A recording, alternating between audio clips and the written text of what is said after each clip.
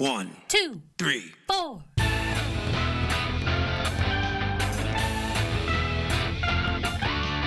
Monster movie. Fun time, go! Monster movie. Fun time, go. Monster. Movie. Fun time. Go! Monster movie. Fun time, go. With Precious D and Honeybee. Fun time, go! Hello, Honeybee. How you doing? Hi, Precious D. Welcome back, everybody. This is Monster Movie Fun Time Go with Precious D and Honeybee. You seen any good movies lately, Honeybee? You know, a few. I was supposed to watch the Superman short first, Uh-huh. correct? Yeah. Yes. Yeah. Okay, well, I did. Uh-huh. And I knew instantly as soon as I saw the, I guess, cover for this movie. I don't know, is it still called a case since there isn't a real case? The thumbnail image? Yes, the thumbnail image.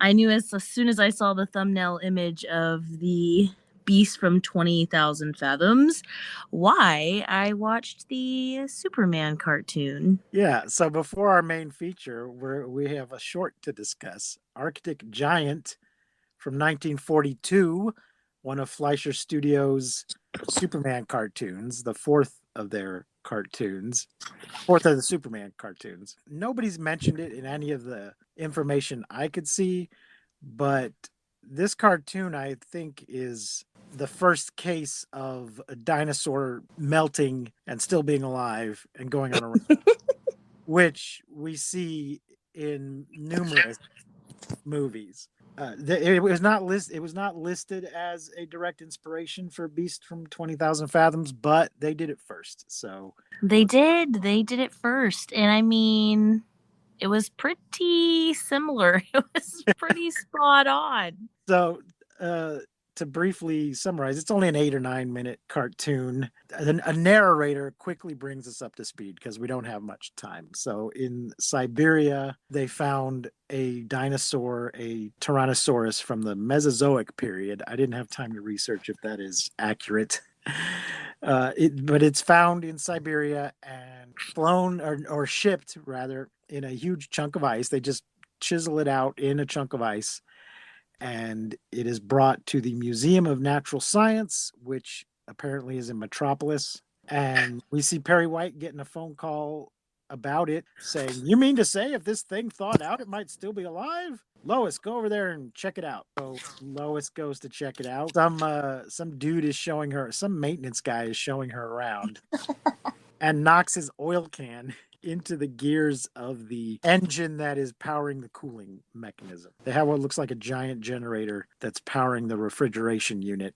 He knocks his oil can into it, or he sets it down. The vibrations make it bounce into the machine, which shuts down, and the thing immediately starts melting. The monster is still alive and starts rampaging around Metropolis.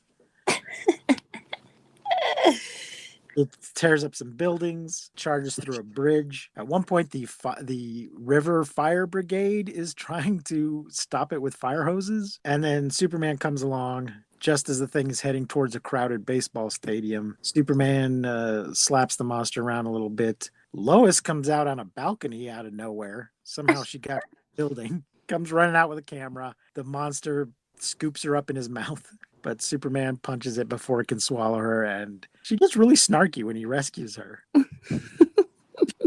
Notice that?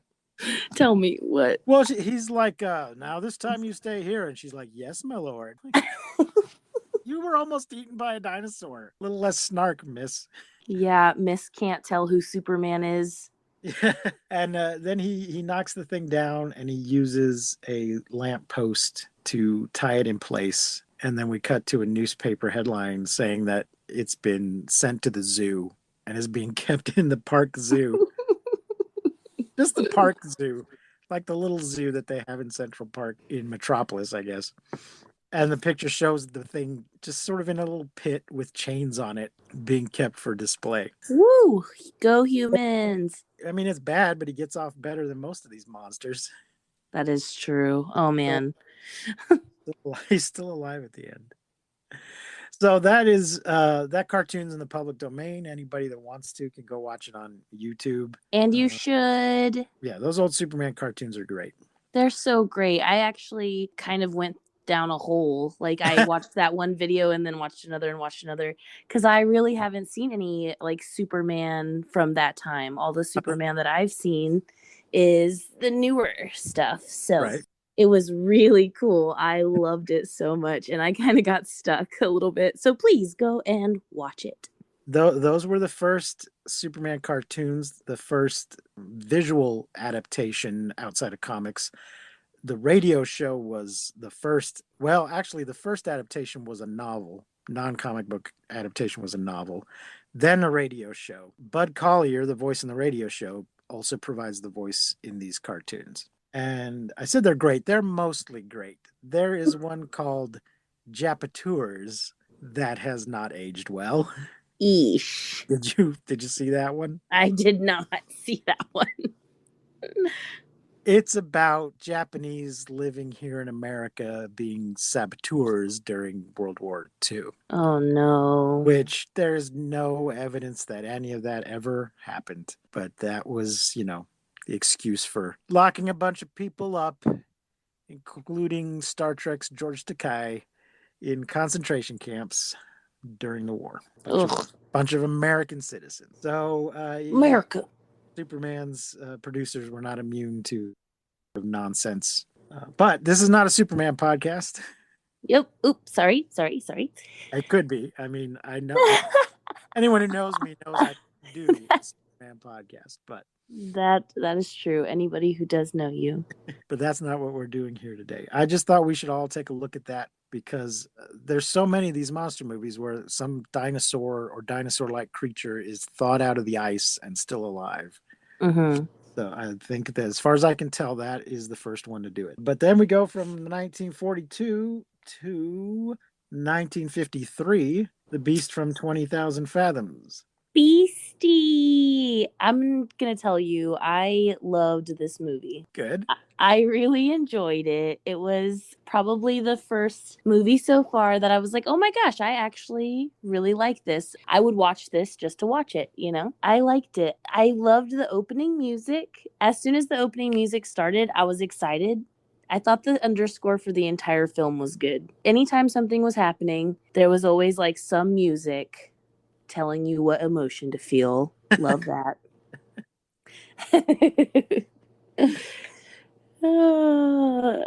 What did you think? Did you love this movie? I didn't hate it. I think you might have enjoyed it more than I did. I liked it. It's the first example of a monster awakened by atomic explosions or radiation or atomic energy or whatever. And that is going to be a recurring theme in many of these films. Right. Let's get some data out of the way here. June 13th, 1953, black and white, Warner Brothers, directed by Eugene Laurie. Budget was $200,000. Box office was $5 million, so not bad. Oh. The featured monster is a Rhedosaurus, not a real dinosaur. It is 200 feet long. That's the biggest one we've had so far. Yes. Death count is...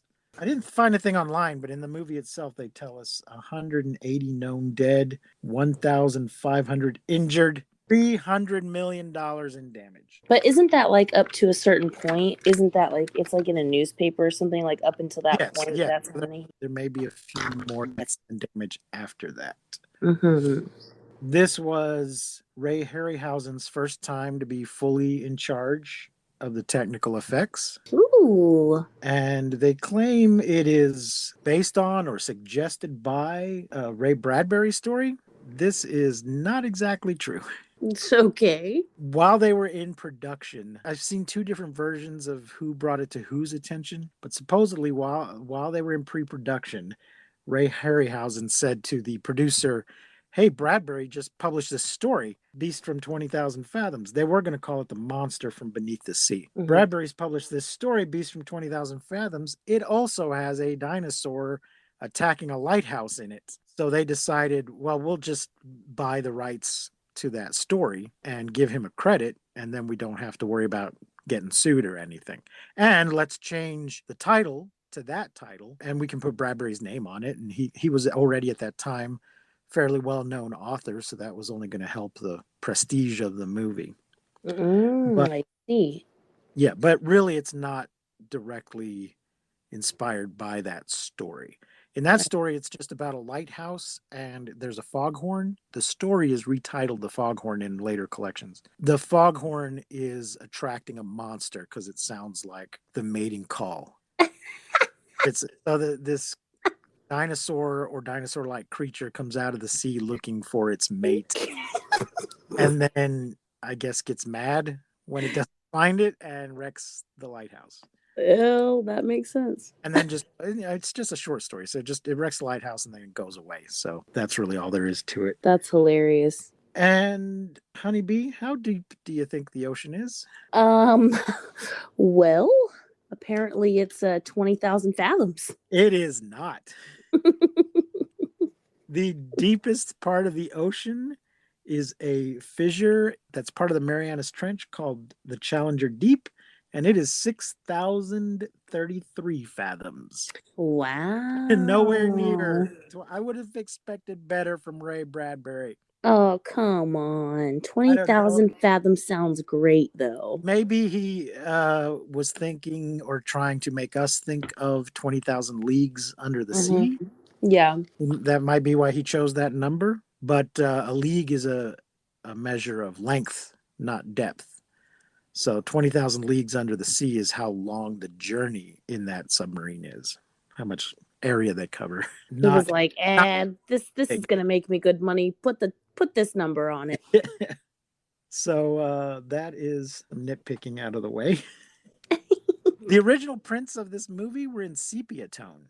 Oh. I don't know why, but they were. The one we watched was just straight up black and white. Yeah. The movie starts off with a very important sounding narrator telling us that this is Operation Experiment. Operation Experiment. Operation No Imagination in naming our operation. It is far north of the Arctic Circle, and they are bombing for science. Bombing for science. Science rules. Professor Tom Nesbitt and a bunch of other science types are going to drop a bomb and then I guess measure the radiation or something. Right. Yes. So cue atomic explosion in the first 10 minutes. Yeah. Oh, got it. It's got to be the first 2 minutes. Yeah. They detect some kind of foreign object on the radar. Mm-hmm. Did they drop the bomb anyway, or did they detect the foreign object? I think they detect. They detect it after the explosion. Yeah, they say they detect it after the explosion. They're like, oh, there's a foreign object on the radar screen, and then it disappears. And one guy says to the other, oh, it must have been something that was like blown in front of the antenna when the explosion happened. Yeah, I wrote down 8 weeks. I don't know why I wrote 8 weeks. Oh, because it took 8 weeks to get ready for X Day or whatever. They've been planning this for 8 weeks. Right, yeah. So it took 8 weeks to get ready. And then whatever they saw on the radar, they said, I'm not sure if I heard this right, but he was like, it had to have been 100 tons at least. And I was like, whoa. You could tell that from the radar? He might have meant the explosion. Oh, I see. Okay, yeah, that makes way more sense. There's a little bit where they acknowledge that they're playing God and maybe shouldn't be. Mm-hmm. George Ritchie is like, every time one of these things goes off, I feel as though we're helping to write the first chapter of a new Genesis. Yeah. And Tom says, let's hope we're not writing the last chapter of the old one. But I did go ahead and do it anyway. Cheers, mate. I did like this quote, though, that Tom says. He says, the world's been here for millions of years. Man has been walking around a short time comparatively. Mentally, we're still crawling. And I was like, ooh, so true. I like that. Yeah. So they go out to take some readings, and there's a blizzard coming up. And so they need to get back quickly. They might go out not realizing there's a blizzard coming up. But back at base, they know there's a blizzard coming. And then at only 9 minutes and 17 seconds in, we get a glimpse of the beast. Woo! New record, so far. And then we get a really good look at it just a moment later. And George Ritchie, he sees the thing and then steps backwards and falls into a crevice and breaks his leg and shoots off his gun to get Tom's attention. Not a good idea in a avalanche area. But the dinosaur actually causes the avalanche, or he causes a stock footage avalanche to go off. And George doesn't make it. I know. I couldn't believe it. I was like, dang, already? We're already killing people off? Yep. But Tom gets brought back and is in some kind of shock and is babbling about the monster. I wrote down monster, but it just looks like Manderster. I wrote down never found Richie sad face, the monster frozen delirium. Do we know at this point where Tom Nesbitt is from? And did you feel like he kept his accent the whole movie? No, that's his accent. Okay. He's probably trying to hide it at points and not. I see. Yeah. Because like sometimes he had a really thick accent and sometimes he didn't. And I did not know. Where's he from? Tom Nesbitt is played by Paul Christian, except that is not his real name. It is Paul Hubschmid. He is Swiss. Okay. So I think he's just trying to suppress his accent. Yeah, because I know also at some point when we introduce the leading lady, she says something about when he came to this country. So I was like, okay, I wasn't sure if it was acting. Okay, so yeah, they must have just thrown a line in there to cover for his accent, like they do in many Schwarzenegger movies. We just have to acknowledge briefly that he's not from here and then move on. Yeah. That is Paula Raymond playing Lee Hunter. Paula, shout out. We'll meet her in a minute. Tom gets taken back to New York, is in the hospital for 14 days. A doctor and a colonel come in to talk to him, and nobody believes him about the monster. They think he's just suffering from, mental shock. Yeah, traumatic hallucinations. Yeah. And they just tell him he's got to stay in bed, which I think is the movie's answer for everything. Movies in general. Take a nap. Get some rest now, okay? You're on bed rest. And then we see the beast attack a boat and bite it and jump on it. Yeah. Nova Scotia. Oh, yeah. Then we go back and we see Tom and then talking with the nurse about the newspaper, and the nurse says, only read the funny pages. Death and politics is in the papers. Only good stuff's on the comic page. And Tom turns to the comic page, and for some reason there's a story there about the ship getting wrecked by a monster. But can we just take a moment to acknowledge that in 1953 that someone said death and politics, that's the only thing in the comics are the only thing that ever makes sense. I'm like, wow, like does everybody just feel this way? Is this like every generation just feels like the same? Because it's like, if you hear people today, it's like, oh, the good old days. But in 1953, they're saying the same shit. Yep. Everybody thinks 20 years ago was the good old days because that's when they were a child and didn't have to worry about the things that were going on. Because there's always things going on, but when you were a kid, you didn't know about it. Right. And then you reach a point where you're like, these kids today, with their ragtime and their bicycles and their yo-yos. When I was a kid, we had a hoop and a stick and we were happy. Yes. That makes perfect sense. I was like, what the hell? Why is this such a reoccurring thing? Like everyone feels this way, but you're totally right. So then Tom goes to see Dr. Ellison, who is a famous paleontologist who has apparently the dinosaur from Bringing Up Baby in his office. That's just a little Wikipedia trivia for you. Okay, but isn't it weird that Tom's just like, at first he's like, I'm not crazy, let me out of here. And they're like, no, Tom, you need to rest. And then he's like, I'm going to go to this place. And he just like gets up and like gets dressed and leaves the hospital. Yeah. Wait, what? Well, he's been there for 14 days, so I think he's just gold bricking at this point. He's just milking his bed rest. Yeah, I don't know how I guess he can just check himself out at this point because he seems perfectly fine. He's not. Yeah, he's perfectly fine. And then when he's in there and he has the conversation with the paleontologist, like, well, I guess I'll go back to the hospital. I was like, they're not even keeping them here against his will. just had a day pass, I guess. Yeah. So yeah, Oh my gosh. he tries to talk to the paleontologist and find out, is it even possible? Guy tells him no.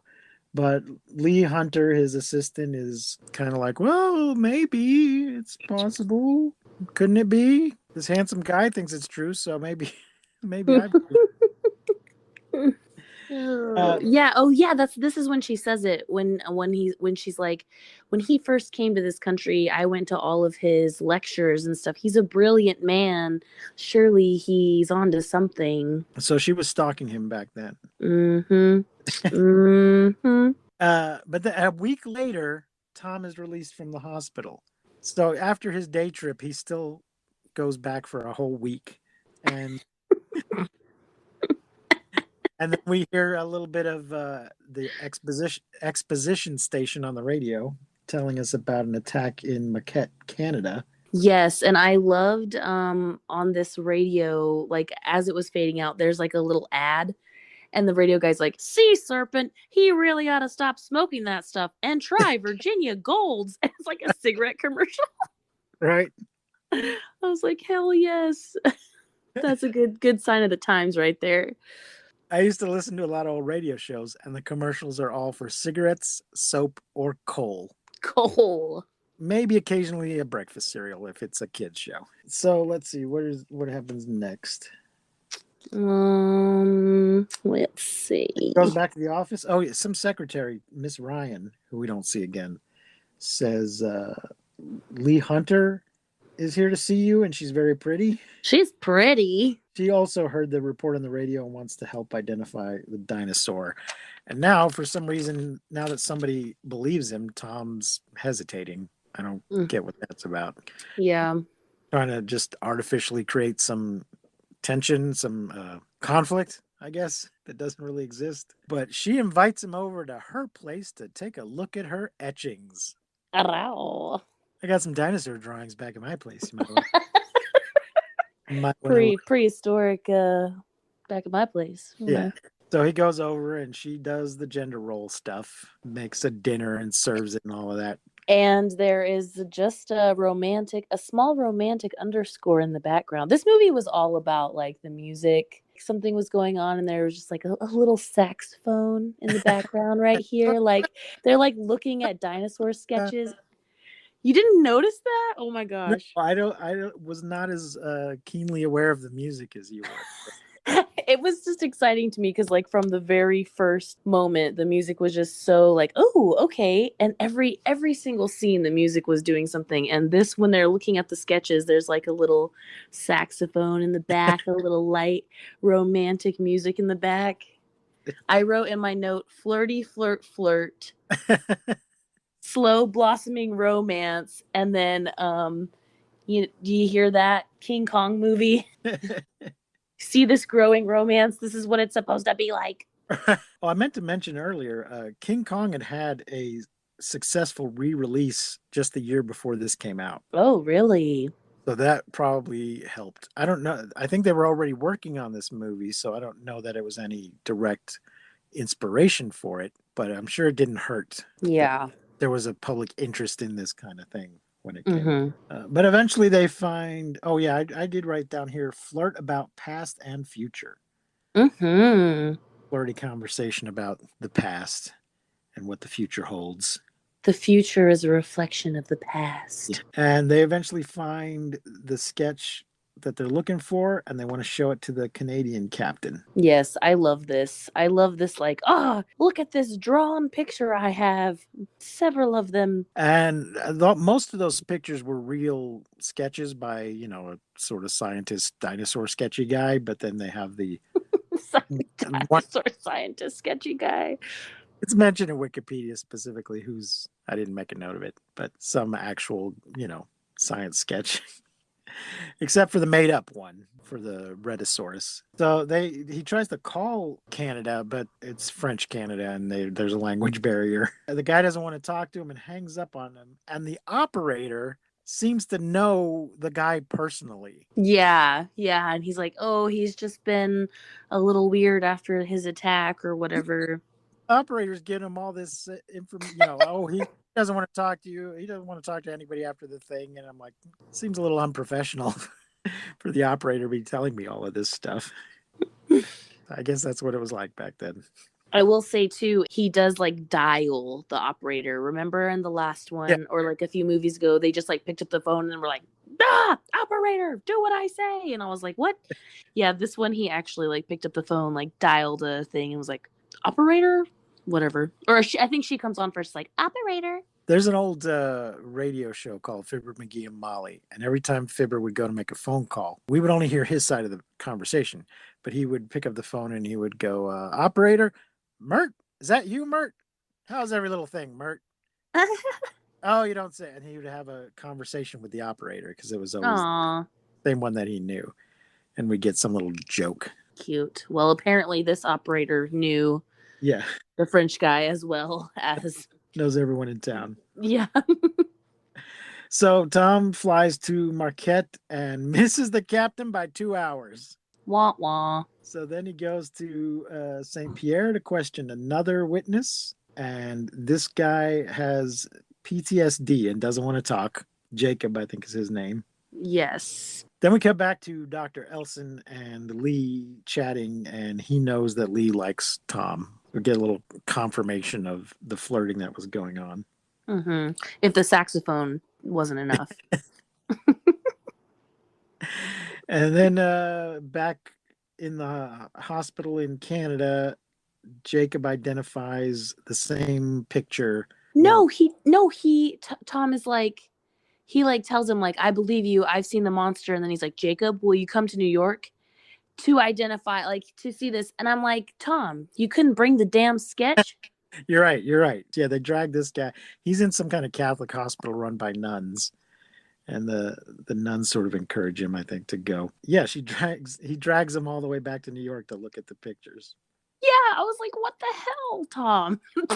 Come on, man. I guess he's got an unlimited budget. I guess so. Flying up there, flying other people back. That's when we find out it's called a Rhedosaurus. Everyone will listen now, and Tom calls in his buddy Colonel Evans. Ellison and Evans talk to another colonel? I don't know what the hell I've written here. Oh, no, Ellison and Evans talk. Colonel agrees to check with the Coast Guard. Oh, yeah. Mm-hmm. And then we get our lighthouse scene. Yes. At some point here, when Jacob identifies the monster, there was this really funny moment where he's like, what further proof do you need, doctor? Like, aren't our cartoon drawings enough for you? And then the doctor's like, you're right, I'll stake my career on it. But like 2 seconds ago was like, no, there's no such thing. And now he's like, you know what? Of course it's enough. It was just a really funny moment there. But yes, the lighthouse scene, I feel like the animation is so much better. Of course it is, 20 years later, but the animation was way better in this. And the sound effects of the monster really made me think that this movie was pretty scary in 1953. Yeah, probably. Yeah, it was really good. The sound effects were good. The animation was like quicker. Is it the same? Is it the stop animation? Yes. It's okay. Ray Harryhausen. That is his thing. Yeah. Pretty much his only thing. Okay. So I say his only thing. Some of the movies he helped develop the movie itself. He worked on the story and other aspects of the production, but just in service to getting his stop motion animation on the screen, and getting interesting things that he wanted to animate, I guess would have been a motivation for taking control of the story. But Honeybee, let's take a little break here, and we'll be back in just a moment. Bye.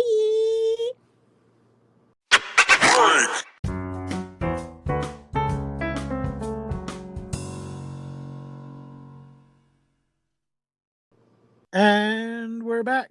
Welcome back. Next thing that happens is a couple of the military guys, Jack and Phil, have a little talk. Phil's the Coast Guard guy. He agrees to check out the story, see if there's any other reports. Then we see that Tom and Lee are dating now. Wow, they're at a little show. They're at the ballet. And I noticed this when I was watching some other movie a while back. I realized something that the ballet is very often in a movie the thing to get interrupted. And I think there may be a practical reason for that. I think there's some story reasons, but also practical reason. Mm-hmm. I mean, from the story point of view, it's a thing that you prepare to go to. It's a big deal. You dress up. You've made an effort to go to this thing. So for it to get interrupted, it must be something important. Okay, that makes But also, sense. from a practical point of view, it's an easy thing to stage. Mm-hmm. A ballet only has to have maybe two people, possibly even just one person. This one has a little bit of a set, but you don't need to have a big, huge set. You can probably be performing to some public domain music. You Mm-hmm. don't have to have a piece of a play that somebody owns. The costumes can be minimal. You can very quickly establish a sort of classy event without spending a lot of money on it. Yeah, I've definitely seen the ballet, and I've also seen the opera, interrupting opera. Yeah. And it's also I feel an easier thing to walk out of than an actual play. Mm-hmm. The people around you aren't going to get as annoyed Yeah.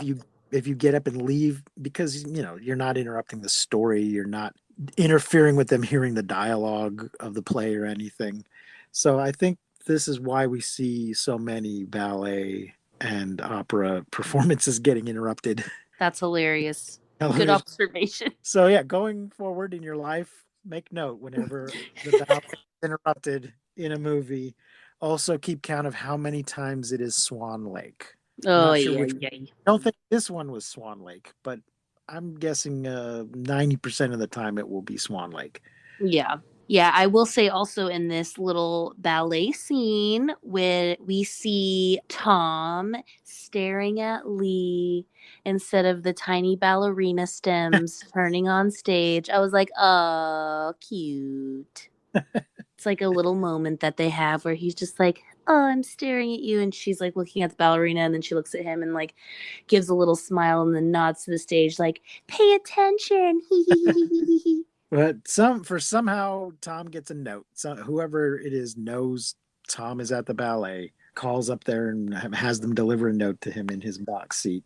And they get up and leave. And Tom, Lee, Dr. Ellison, Jack, and Phil all meet and go over the reports that they've gotten. And then Ellison traces them out on a map and realizes the thing is probably heading towards some kind of nesting ground in New York. It said the four attacks following Arctic current towards submerged canyons where species remains were found. So he has a reason to think it's some sort of instinctual spawning pattern he's following or something. Mm-hmm. And the doctor wants to go down in a diving bell. I think I'm jumping to the next scene. They're all on a boat. Yes. No, you're right. And the doctor was going to go down in a diving bell into the canyon 100 miles long. Okay, so the place they're searching is 100 miles long. So they're going to try a descent every hour. Every hour they'll try a different spot until they find the creature. But lucky for them, they find it on the first try. Okay, but back up because plot twist, Lee kisses the doctor on the mouth before he goes down. The Which, map? okay, innocent enough, maybe, sure. But she never kisses what's his face on the mouth.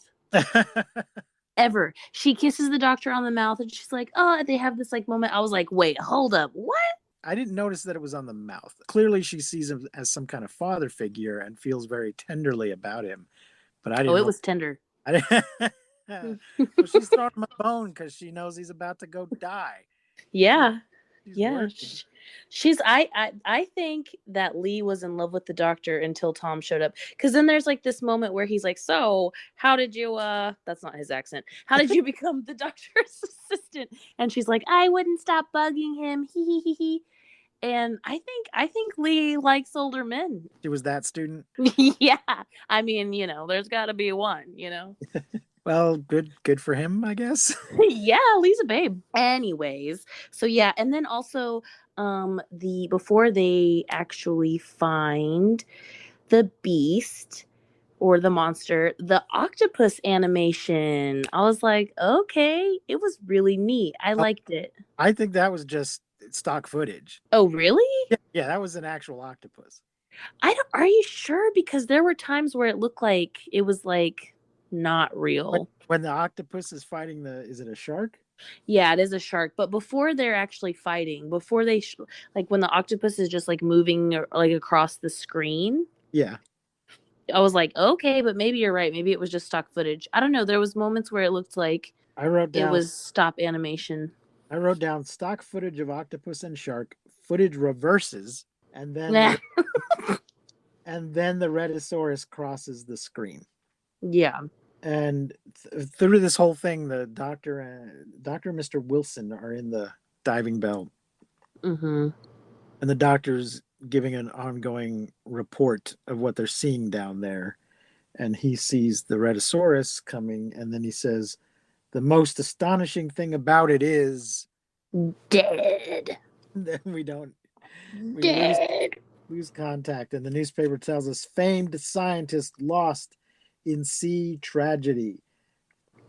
Before he goes down, Lee does seem very worried that he's going to die. And he's like, this is our job, my dear. This is, he's not worried. Yeah, and even Tom, he even like tells her, like, to I guess comfort her, like it was part of his job. Like he wanted to do it. This is what he wanted, even though he didn't believe me a week ago or want anything to do with it. But that's cool. Dying for science. Mm-hmm. The newspaper also tells us that home sales increase and which other property are growing and in demand. I froze the picture and was looking at like, what's all this other news in the paper going on? Mercury is a new source of X-rays, 2 scientists report. Ooh la la. And then we cut to a sad scene at the university. Lee is very upset. Because she was in love with the doctor. She was only going out with Tom because the doctor wouldn't have her. Mm-hmm. Yep. Being appropriate, and she was not. And then the beast attacks the docks. He has made it to the city. Go, beastie, go. And I wrote down, kids stand there while everyone panics. There are a couple of kids on the street, and they're not panicking. They're just standing there looking while everybody else is running past them. And then lone tough cop shoots beast. Yes, a brave cop with his tiny little gun. And then I wrote chomp. I guess. Yeah. I wrote, Beastie says, fuck the police. And then he bites the car? Yeah. It's so funny, too, because there's like a guy in the car, and he's like, huh, what? And then he just like drops the car. And this is the second time that we see New York get trashed. First time, of course, being King Kong. Right.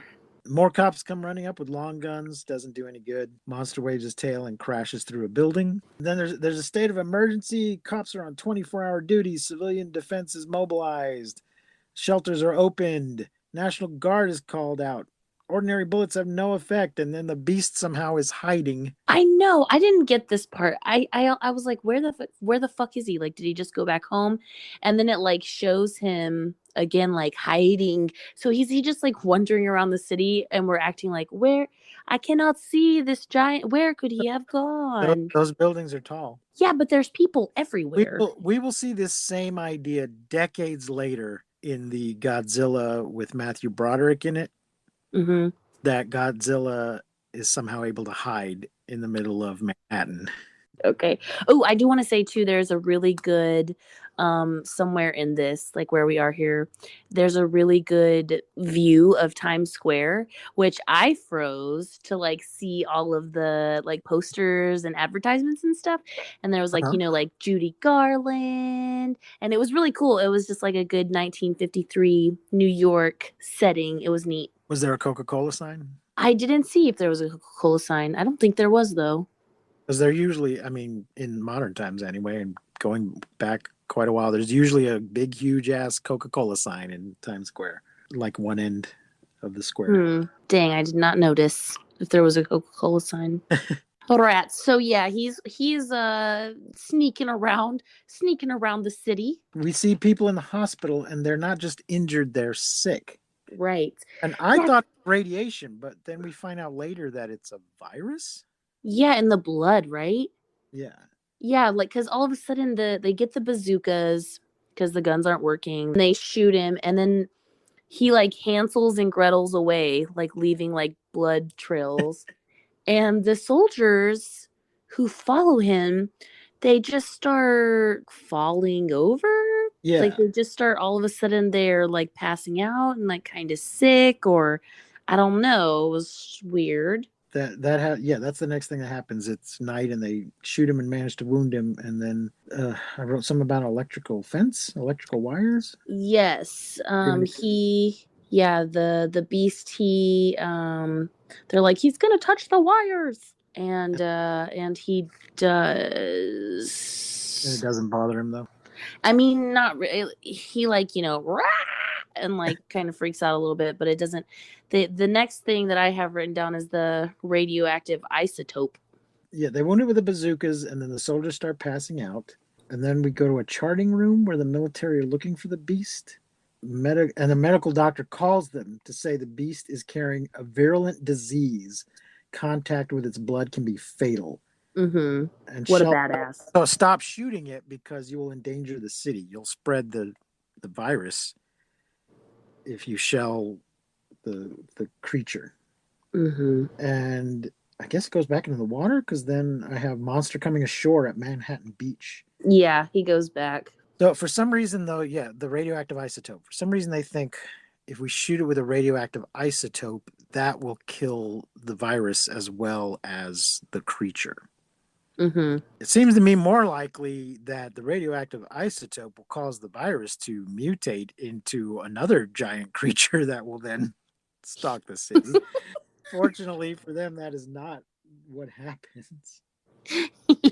But they're convinced if they shoot him, it will destroy the disease. So they're waiting for him at Manhattan Beach, and we get a great scene of the beast tearing up a roller coaster. Yes. By the way, at some point here, Lee says to Tom, be careful, and then kisses him on the cheek. Wah, wah, wah. Oh. So UPS shows up delivering the isotope. They have some expert sharpshooter who knows how to use a grenade rifle. So, I wrote down Tom kisses Lee, but maybe Lee kissed Tom. Wasn't on the lips. Yeah. Can't get good shot from ground, so they're going to go up into the roller coaster. They start up the coaster. Tom, I don't know why Tom needs to be there with, I think it's because he knows how to. Yeah, because he has to load it. Yeah, he knows the other, yeah. Isotope. Mm-hmm. So he goes with the guy up the roller coaster, and they pause at the top of the first hump. And thank God the monster can't hear very well because this rickety ass wooden roller coaster is so loud. And they shoot him in the neck and lose control of the car, and it goes off the track and starts a fire. Mm-hmm. The beast escapes from the fire and the tangle of the roller coaster, but then dies on the beach. I wrote fire, explosion, no. And once again, we get Rhedosaurus die, everybody cry. It was so sad. Just another abrupt ending. Monsters Dead story is over. Yeah, the end. And scene. Done. So done. So that was Beast from 20,000 Fathoms, which is the direct influence on our next movie. Whee!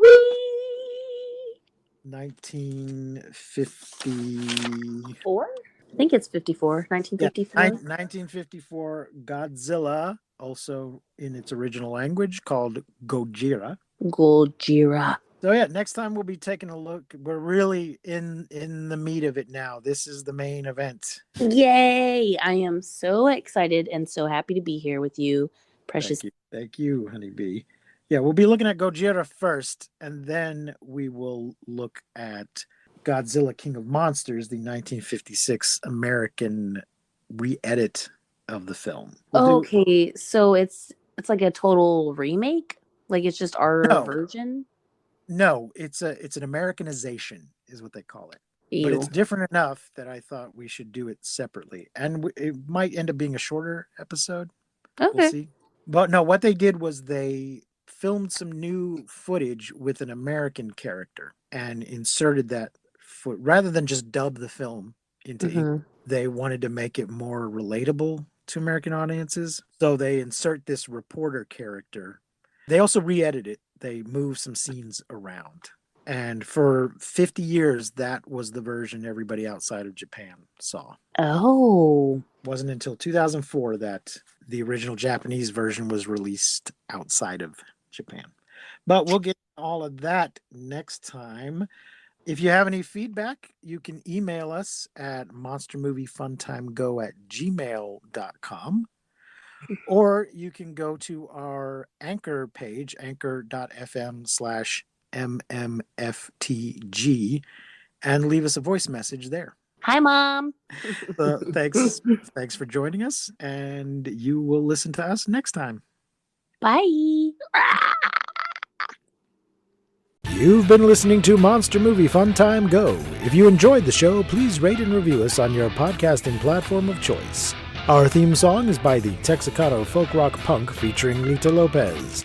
You can support the show, find links to our social media, and even leave us a voice message at anchor.fm/MMFTG.